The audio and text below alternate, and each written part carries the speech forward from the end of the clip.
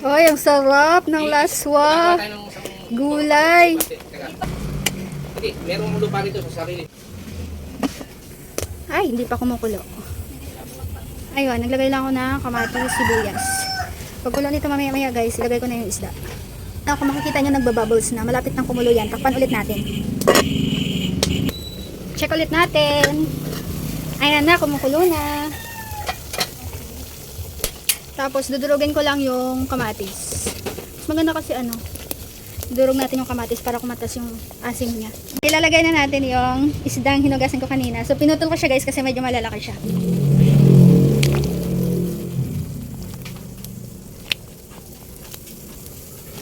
Ayan. Titimplahan ko na guys ng asin. Konting betchin lang. Konting sinigang mix. And look guys, nagluto ako sa kahoy. Ayan, kung marami ka namang time, why not?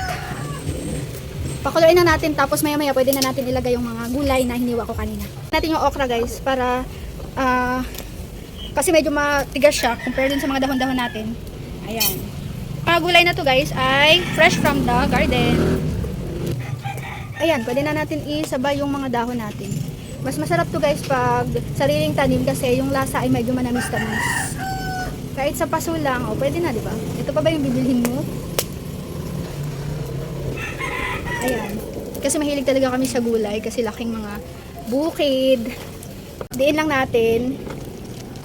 Ayan.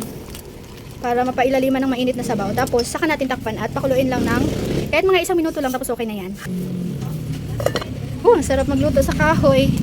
Ayan guys, so alam niyo ba kung saan galing yung mga kahoy na to? Kahit saan lang, di ba may mga ginigibang bahay? Kasi naman itapon lang nila, di magamit pa natin, di ba? Nakatipid pa tayo ng gasol. Yan yung tinatawag na practical cooking, di ba? Nakakuha kayo ng tips sa akin. Sa inyo ba guys, ano yung tawag sa luto na to? Sa amin kasi ay laswa. Ayan Actually, pwede kayong maglagay ng iba't ibang klase ng gulay pag nagluluto ng laswa. Kalabasa, upo, talong, kung ano yung available sa inyo. Sa amin kasi ito lang yung available, so pwede na. Check natin kung kumukulo na. Ayan, okay na yan, luto na. Iyon ang kwento ko. Bye!